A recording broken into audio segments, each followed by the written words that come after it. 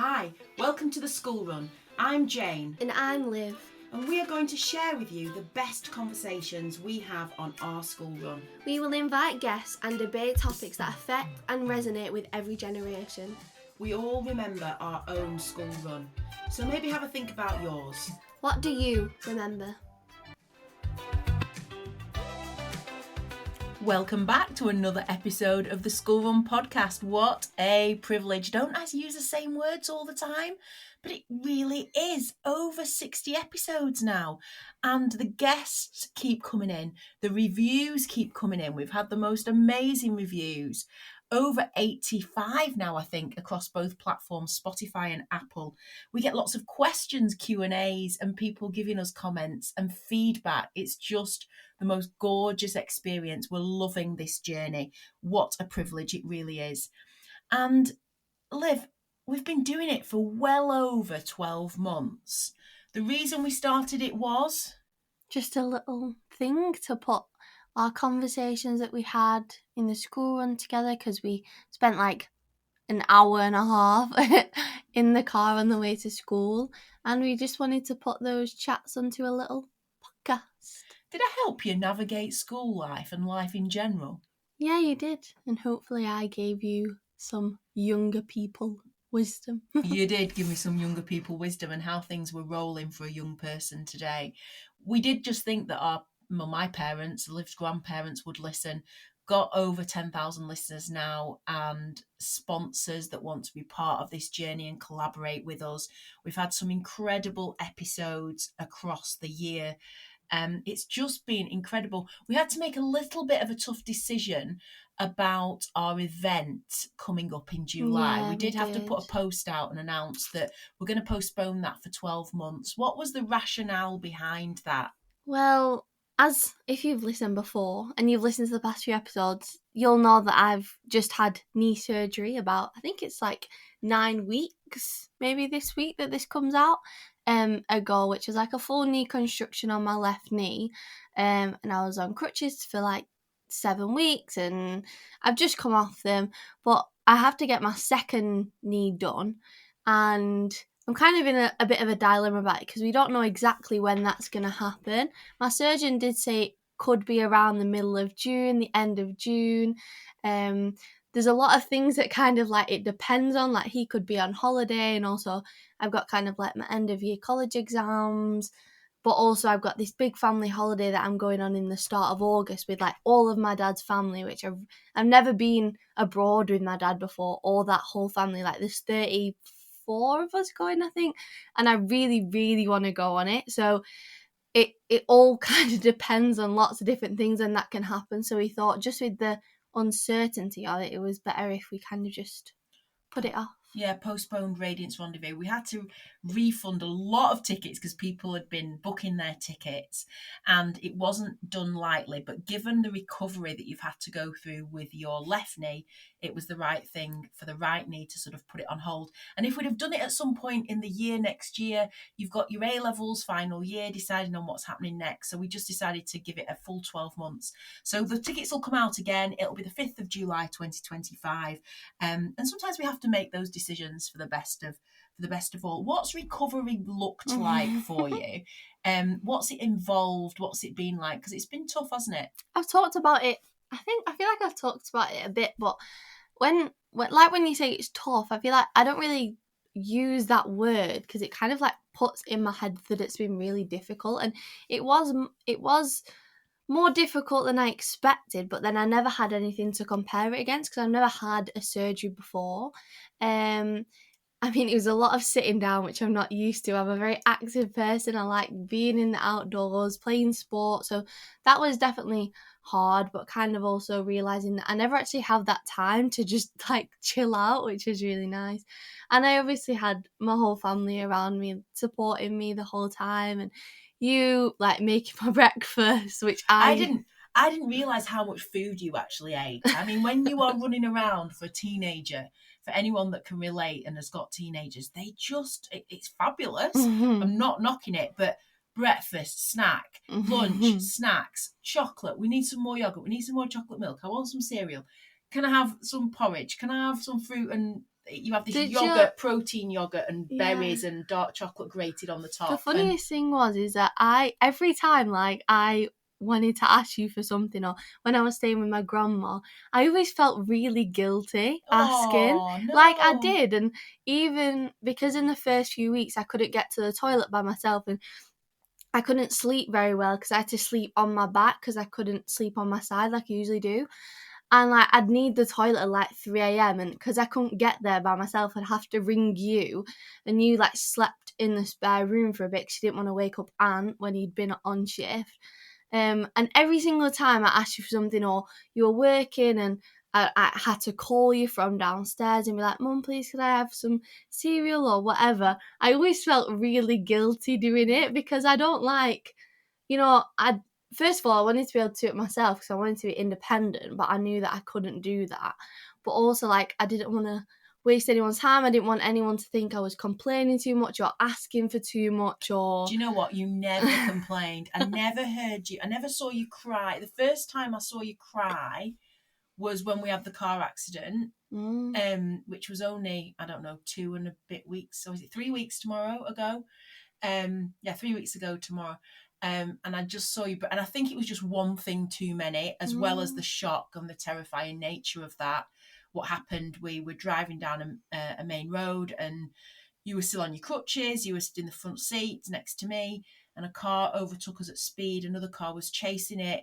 I didn't see it from anywhere. It's hit me at the back, the side, the front, sent me spinning, it spinning, and we ended up like face on to the oncoming traffic with the other car like banding the front of us, and then that driver flew off, and there was a witness and he got out, but you were just in pieces. Obviously I was checking you were okay at first, check there was no blood, no anything like where I needed an ambulance, 999 right there and then, but you were absolutely mortified. You'd hit your leg, you'd hit your knee, and it was terrifying, wasn't it? But that was the first time in this whole recovery time that I saw you break down into tears.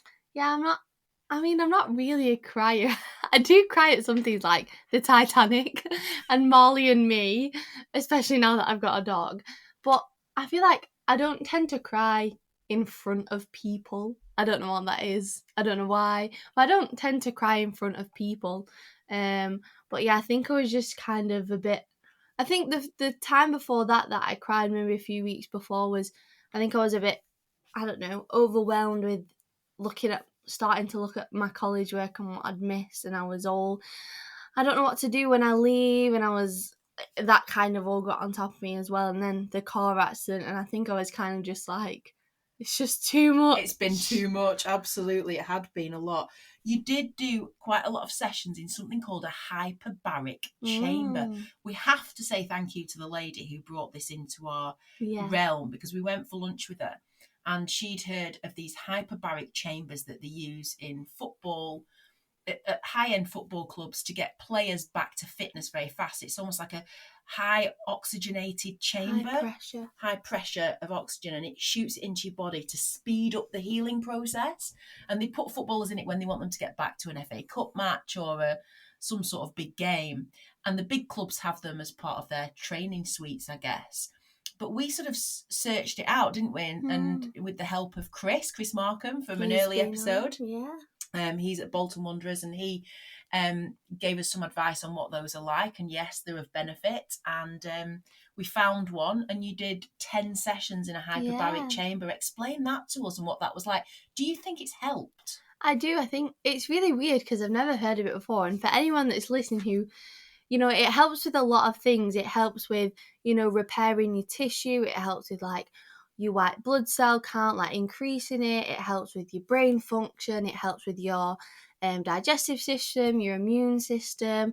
And I think she also said that with studies it's shown like to stop the progression of Alzheimer's and conditions like that, which, just saying, my A-level biology is coming in a bit here, but when you actually think about it, because oxygen is needed like in your cells to do aerobic respiration, which is needed for the reactions in your body that gives you energy, it makes sense that in the air it's mostly nitrogen, and our body can actually take in a lot more oxygen than what's in the air. So logically it makes sense that it would help with all those things, but it was really weird. It was kind of like a big inflatable cylinder that you just let in.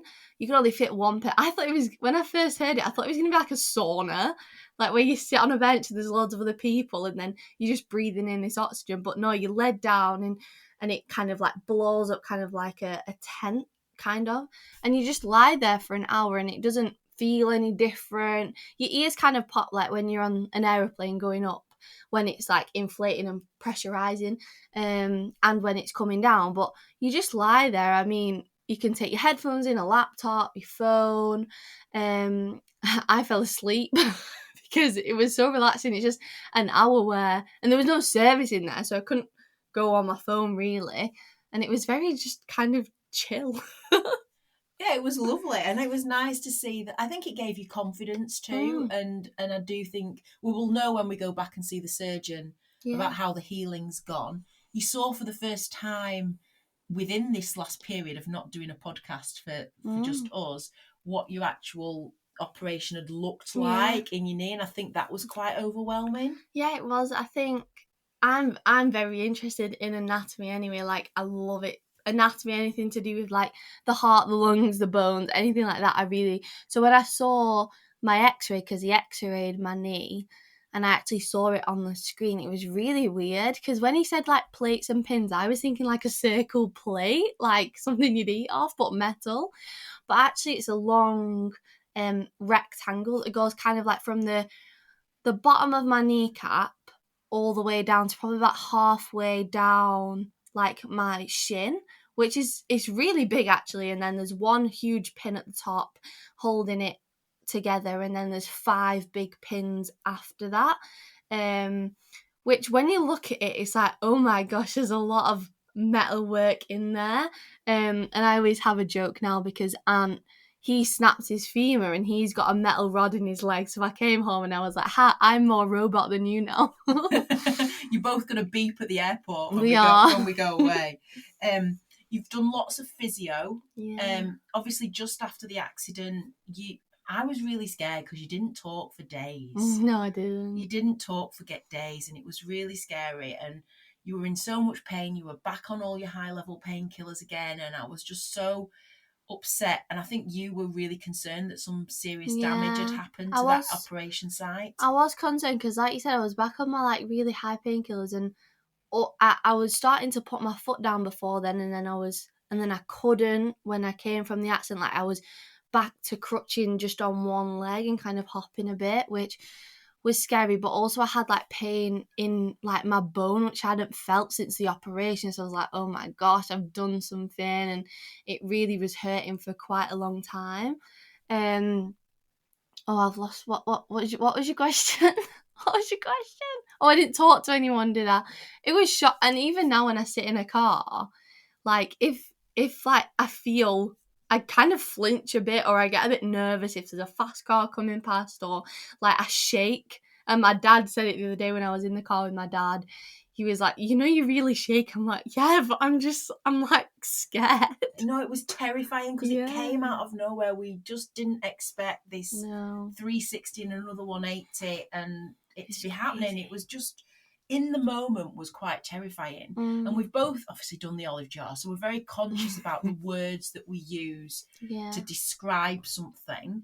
We're really conscious of those thoughts and words, that we don't create kind of a record player and, you know, not over. I think it was difficult because obviously you had to kind of replay the whole story for like when you were ringing insurance, and then as soon as it happened, like I was crying my eyes out, and I was like, I want to ring grandma. So I rang my grandma because she's also done the olive jar, so I knew that she'd be calming, and she always makes me laugh, and I love speaking to my grandma. She'll love this when she hears it. She's like, oh, you always give me a shout out, I feel so special. And I rung her, and she was kind of like trying to keep me calm, and obviously we were like facing the wrong way down the road, and then the police were coming, and I was just like so scared. But yeah, it was really scary. But I think because then the story kept being told to insurance, and people would ring up and find People out how you would ring up. were, and then we had to speak to the consultant. And People would come round, and I was just kind of sat in the living room, and the story of like what was happening was like it was over and over and over and over again, and I was like, oh my gosh. And then the next day, because I'd been going into college for a bit, I went into psychology, and I don't think I was like so zoned out of that whole you were lesson. you were back on your painkillers and I was just like, and then my teacher was there, and I was telling my teacher, and she was like, oh my gosh, I can't believe you've come in today. And I was like, yeah, but I don't want to be any more behind on my work. And she was really lovely about it, but yeah, it was scary. Hi everyone, we hope you're enjoying this episode so far. We're just cutting in to say, if you're enjoying our podcast, please click the follow button on whichever platform you're listening on. And please leave us a review. We'd be so grateful for your support and feedback. Podcasts are free to listen to, but if you are loving our school run chats and debates, please consider buying us a virtual coffee. The link will be in the description of every podcast episode, and it will also be in the bio of our Instagram, which is @theschoolrun_official. And why not give it a follow while you're there, so you can see all the updates and get sneak peeks at upcoming episodes. Thank you so much, and happy listening. So let's talk about college, because you've touched on it, and we were having a bit of a dilemma last time we chatted about psychology and all that. But you've actually created this bond with the psychology teacher. She's lovely. And there's a lot of the anatomy stuff coming into it in terms of brain, etc., which I was hoping it would get onto, because I knew you'd love it. And you seem to have done a bit of a 90 degrees on it, a bit more positively. Yeah, she's the teacher. Obviously, she came in right before I went off, so I didn't really get to know her very well. And my first teacher, I didn't really gel with very well. So this teacher now. She's really, really lovely, and I do really like her. I think it was all just a bit over. Because everyone thinks, the physical things, which I was gonna post about on Instagram, but then I thought maybe not, because what do people actually see from the outside looking in on someone that's had surgery? Obviously, they can see the brace, they can see, the crutches, but the things they can't see, like the 42 injections that I had to have blood thinners in my stomach. So, like, my stomach was, like, bruised everywhere. It was like a human pincushion. And they don't see, like, when I was how I wasn't able to shower, wasn't able to go in the toilet. And when I did first go for my first shower, like, I was looking down at my legs and how uneven they were, because obviously with all the netball I play, my legs are kind of quite muscular. It's probably very genetic as well with my sporty family. But I was looking at one leg, and it was really big compared to this other leg that was just kind of like a bone, because all the muscle had like wasted away. So even looking at that mentally, and the so uneven, and not just that, like the scars. I mean, it's not very. I'm not like if I wear a dress now, I'm conscious that, I've got scars on my leg, because I more see it as like, look what my body's been able to do for me. It's been able to repair for me. I'm able to walk again. I see it more in that way, instead of being, what are people going to think about my scars? Like, it's really like obviously it's quite a big one, and a big one on the top and a big one on the side. But the things you don't see, but then also the mentally what that takes on you as well, and the things, as much as you try and think about the positive side in inverted commas, and you try and think positively, it is kind of still there, and you don't want to press that down too much, because then it's all just gonna come out. You've got to let it flow, haven't you? You've got to work through it, and flow through it. But I think it's really interesting with with how we've positioned the surgery and your recovery, and what you've learned from that, and the accident. Like, what I asked you one day, why do you think that happened? What do you think going through that was supposed to teach us? And actually, we ended up having loads of conversations about what insurance companies are and what they do, like travel insurance, house insurance, car insurance, pet insurance. We went through the whole thing and how it works. And we also, so you had a sort of a life lesson in that. I think it's also probably, you're about to start to learn to drive. I know you've applied for your provisional, and hopefully you're going to get some lessons in before you have your second surgery. But it's also made you really understand that you're in charge of a dangerous machine behind the wheel. And I think, but also, as well as it can be dangerous, obviously it's a really good thing, so it can get you from A to B, but I feel like what it's also taught me, which I think I was kind of very good at anyway, I feel like there's two ways you could have seen like the person that's done it, and you could constantly be like bad mouthing, complaining, why have you done that to me? It's not fair. Like, why has this happened to me? Like, I feel like I so could have gone down that route of I've had this surgery and I can't do this and I can't do that. And now I've had this accident. It's like the world hates me and the universe hates me and my life is just awful. And 2024 has just been the worst year ever.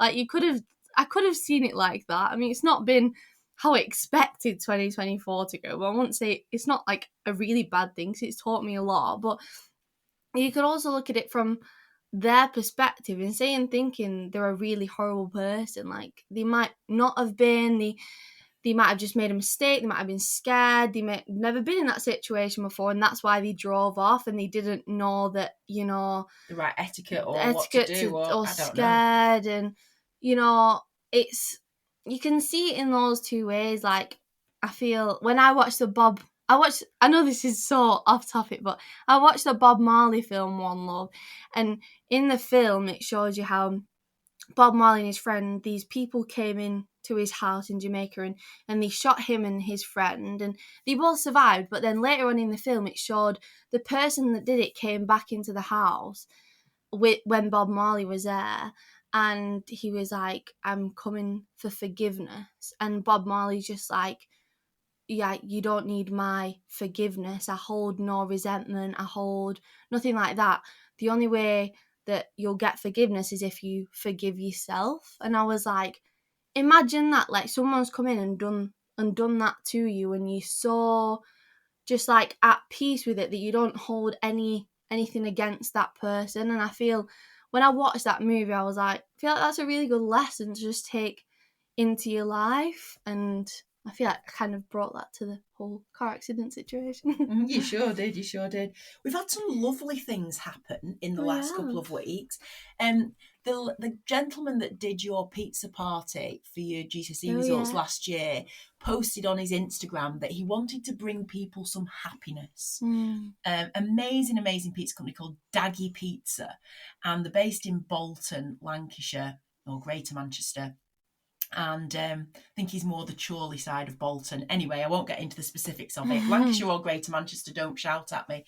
But it's called Daggy Pizza. He has the most amazing trailer that he had done with his children, and to teach his children the meaning of hard work and how you earn a living when you work for yourself. And they've created this trailer into a pizza oven business, and his pizzas are amazing. They are so delicious. So he posted one day that it was just a random Tuesday or Wednesday night that he wanted to bring happiness to 10 people, and the first 10 people to say how many pizzas they wanted, he would just make them and you just go and collect them for free. And I was like, okay, Liv needs some happiness. She's had a pretty rotten time. And your dad was coming round, so we got him one as well, didn't we? Aunt, me, your dad, you. All asked him for 4 pizzas, 2 vegetarian, 2 with chorizo. Yeah. Spicy. And you went and collected them. What a lovely thing for a man to... So lovely. And we got there and we met his wife, and they were building a second truck. And she was like, she was going to leave a job and help make the pizzas. And you could hear as soon as you were coming down the street to the house, they were playing like music and they were proper like vibing to making the pizza. Oh, and he's so lovely. And yeah, his wife was lovely as well. And he showed us the trailer, the second one that they were making, because they've already got one parked on the driveway for just with a proper pizza oven. And oh, they were so delicious. And fresh basil, and they're just the most delicious pizzas. They are the taste that you will never forget. So shout out to them and give them a follow on Facebook, Instagram. I did say, look, we run a podcast. After he'd given us the pizzas, I messaged him and said, look, we run a podcast and we'll definitely thank you publicly. So, but he was great. So if you're having a party or you want pizza van at an event, they're the people to get in touch with. We also got this amazing delivery, a big, huge white box each, which was packaged so beautifully. We didn't really know what these products were like, but we'd spotted them on Instagram. The lady is coming on our podcast in a few weeks' time, actually. Sarah Harron handbags. And I'm going to give a little sneaky preview, but she's giving a special discount code in episode, it's the 65th episode, so episode 65. Listen to that episode, listen to number 64 because that's her episode. 65 is the episode with her special discount code, one off in that episode, to receive 22% off and 3 free gifts. Wow.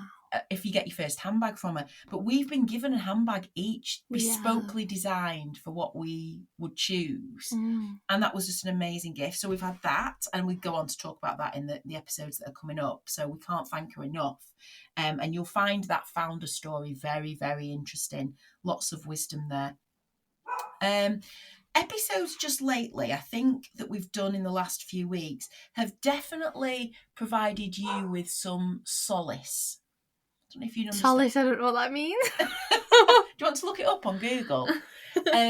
Peace of mind, a little bit calmer. I'm thinking about the episode with Sarah Fox, Contracting Confidence. The lady who is a lawyer and makes contracts much more easy and reader friendly to help that transaction with customers. And she talked about her illness during her A-levels that really affected, and she got really behind, but she still went on to great success. Didn't that provide, just selfishly as a mum, I can't thank her enough in that episode for how she shared how she got through that with you, and that it doesn't have to mean that everything goes to pot just because you've missed some time off because of illness. Yeah, I think it was lovely. And I also think, though, like, in those situations, I felt it before. If someone shares a story, for me, usually I would have gone, oh, her story is much, worse, not worse than mine, but she struggled a lot more than what I did. And me in the past, especially like when I went through my eating disorder, I felt it's a lot like people are worse than me, they're struggling more than me, so I should be doing better, I should be in a better place than that. But it was really lovely for her to share a story because it did make me feel kind of less alone, because I guess obviously speaking to my friends, you don't really get it because you've not actually been there. Like they've been at college for the past 8 weeks and they're not 8 weeks behind. But I also think it was important for me not to also put the pressure on myself. When we went to the meeting with my kind of like progress mentor person, I was very quiet because, I guess I was just a bit like, I don't know, not upset, but just kind of worried, overwhelmed a little bit. And I remember she was like, I usually see this with people who are really high flyers, who got really good GCSE grades, that they've never struggled in their life, and this is the first time you're struggling. And I wasn't going to say anything because I thought, that's fine if you believe that. She obviously doesn't know me very well as a person because I've not been there. But obviously I know that that's different, and I have come from a place of like, all my year 10 mocks, I failed them all apart from PE. What a surprise, where I got a 4. But everything else was used 1s, 2s and 3s because of just the place I was in, and I couldn't, my brain just wasn't functioning properly. And then I came out with, my lowest was a 6, which is a B, and I had 6 A stars, an A star and 2 A's or something like that. So like for me in my head, I know that I can do it because I've done it before. But I also think for me it's about the pressure, not the pressure anyone else puts on me, but the pressure I put on myself to kind of do really well. Because I feel like sometimes people will see, I know you said to me, like, you're procrastinating with like the work that you've got to get done. And in my head, then when you keep saying it, I'm like, yes, I know. And it might seem that I get a bit frustrated. Like, I know I've got all this work to, like, I know it in my head, you don't have to keep reminding me that I've got all this to do. And sometimes it takes me a while to get going, but I feel like that's because I know that I can do it, but neither do I want to put so much pressure on myself to get it done and just to have a good grade on a sheet when I know that my journey of A-levels has been different to a lot of people. So for me not to compare to the people that are getting A's and everything, and I know I can do it, which I know I could come out of A-levels with 3 A stars and people might think, oh, she's boasting there, she's being... But I'm not like the most intelligent person, but the thing that I think I do have is I work really, really hard, and I feel like I never say that to myself very often, and I feel like people don't say that to themselves very often or say it out loud, because people do think it's, oh, she just thinks she's so good or whatever. But I know that I work really hard, because it's not just that I say it, but I've proven myself through actions that I do work hard, so therefore I do stand by it and believe it. But I also think it's that line of, I saw this speech and this person in America where they're like, I think it's the valedictorian, they're the best in the class, and he was like, what I regret is I worked so hard for my grades, and I'm glad I got this position of valedictorian, but I didn't actually live my life, and the amazing experiences that I had, I was so focused on getting the good grades that I never had them. So I actually kind of regret that.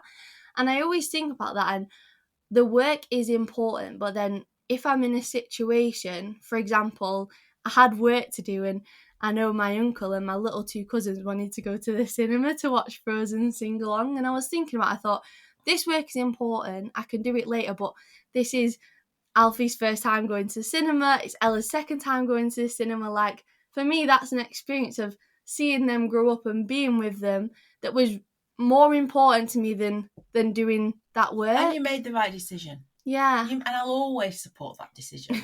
You know I will. Yeah. I also know that you can just sit there for days on end with your leg up watching Friends. I can. When you could have just got started and made it easier on yourself than cramming for the final 3 days of the holidays.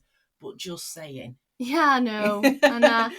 And we've had some great episodes with Sarah, as I've said, but then the sleep expert, the doctor, Jill McGarry, that was a great episode. And actually, even my Weight Watcher leader on a Saturday morning talked about the podcast in front of the whole meeting. I was like, oh, wow. I was a bit like, ooh, because she'd really enjoyed that, and she'd only just stumbled across podcasts. Yeah. And I just felt really honoured and blessed that she'd shared that she loved that particular podcast, and she'd been listening to some others.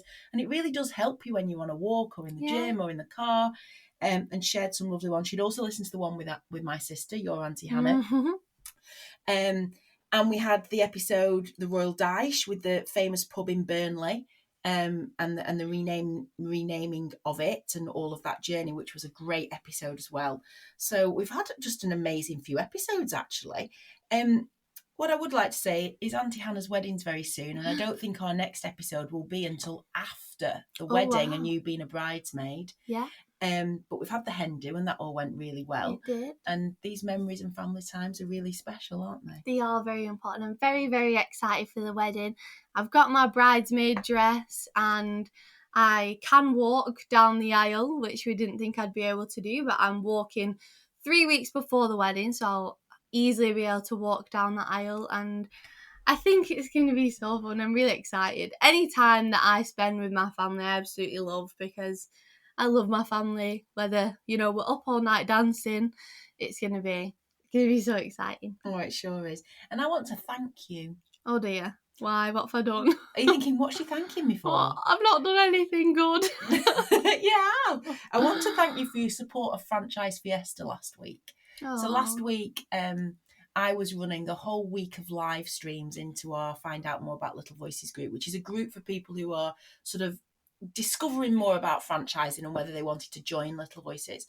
And I have a huge shout out to thank all of the franchisees that supported that as well, both coming on the live streams with me, talking about their journeys and their personal stories, and also the franchisees that liked, commented and sort of interacted. But I want to thank you, because every night, it was a new thing for me. I did it every night at 8:30 for 45 minutes, live streamed into the group, as I said. And every night I got off and you went, Mum, how did it go? How many people were watching? What's it going like? And actually, all week, the views on those videos went up and up and up and up and up. I think some of them are at 60 now. There's a group of about 100 people in it. And about 60% of the people have watched each live video, which is really amazing. And that support is massive. We've got to surround ourselves with our support network. And I didn't ask you to do that, but it helped me get through my Franchise Fiesta, which was fairly scary and pushing a comfort zone. Yeah, but I think, even though I am kind of part of the Little Voices business because I do go to lessons, but I always feel like Little Voices, it always is kind of like my second home, because you did start it when I was 3 months old, and I remember when you had the office and the people now that are still with you are, I used to come into the office and I used to pretend to be on the phone and practice saying, hello, it's Olivia from Little Voices. And when we used to go to a little sandwich shop down the street, and I always feel like it's just kind of a part of me. I always feel proud when I go into college, seeing as I wear my Little Voices hoodie everywhere, because it's the comfiest thing ever. And I'm such a lounge person that I'm always wearing it. I wore it on my surgery day. I was like, I've got my Little Voices hoodie on because I'm here. So I feel like it's, even though I'm not like in the business, say like know everything about it, but I always feel the love and want, because you are amazing and you never get enough credit, because even though we're surrounded in an office full of certificates, which you couldn't find any more space on this wall for certificates, but that doesn't even say like how amazing you are to be able to juggle everything and still be an amazing mum as well. Oh, well, we've had a Don't cry. I won't cry. I'm not crying. It's amazing. I'm going to finish because I found out that my sister, whose episode was a couple of episodes ago, it's called The Sisterhood, I think. But one of the questions for the Hen Do the other week was, what's your favourite TV programme? Mm-hmm. And she announced that it was Love Island. And I'm just about to announce what my favourite TV programme is at the moment. It's Married at First Sight. And I'm really enjoying it. So in that vein, I think I'm going to go and have some TV time, and we'll bring this podcast to a close. But I want to say my favourite TV show. Oh, go on then. Everyone in my family knows it. It's Friends. I've watched it over and over again. Mum gets so annoyed with the laughing that's behind every single joke, but it's my comfort show. And any time in my life that there's any relevance to Friends, I have to bring it up, even if no one understands me. In my head, I giggle to myself because I think, hey, Joey said that, or Phoebe said that. So my favourite TV show is Friends, 100%. That's really good. That's really good to know. And in the spirit of a school run memory, although we're not going to share memories because we've done that in way previous episodes, you like can listen. First one. Yeah, you can listen to Liv's story in episode 1. You can listen to my story. I can't remember what that one's called actually, but you interviewed me. When you sang at the end. When I sang at the end. That's an early episode as well. How it all started, or something like that. It's called, I think, where it all began, or something like that. But it's still one of our most listened to episodes. But I know there's always the interludes and the postlude and everything that happened, the intro to this podcast. But I would just like to say that if you're really enjoying it, it really helps us if you share the episode with someone, tell them about it, and ask them to click the plus button, the follow button, the subscribe button. It's free to do. It's free for you to listen to. It's not going to cost you anything, but it helps us more than you would ever know. And leaving us a little review would be absolutely amazing. Would be lovely. On the Apple podcast, actually, you've got to scroll down past quite a few episodes, and then it has 5 stars, and then it has some reviews that you can read, and then it has write a review. So it's the write a review that we would love. And you can always obviously buy us a virtual coffee because we'd appreciate it. Thanks so much for joining us. Thank you. Thank you so much for listening to another episode of the School Run podcast. We absolutely love doing the podcast. Podcasts are free to listen to, but if you'd like to buy us a virtual coffee, we'd be really, really grateful. You just need to go to www.buymeacoffee.com/theschoolrun. That's buymeacoffee.com/theschoolrun. You can also follow us on Instagram @theschoolrun_official, or TikTok with the same name @theschoolrun_official. And we always really appreciate your reviews and feedback. On the platform that you're listening to, you can review our podcast and give us a star rating. We'd love to have your comments and receive your feedback. Thank you so much for being a massive support of our journey.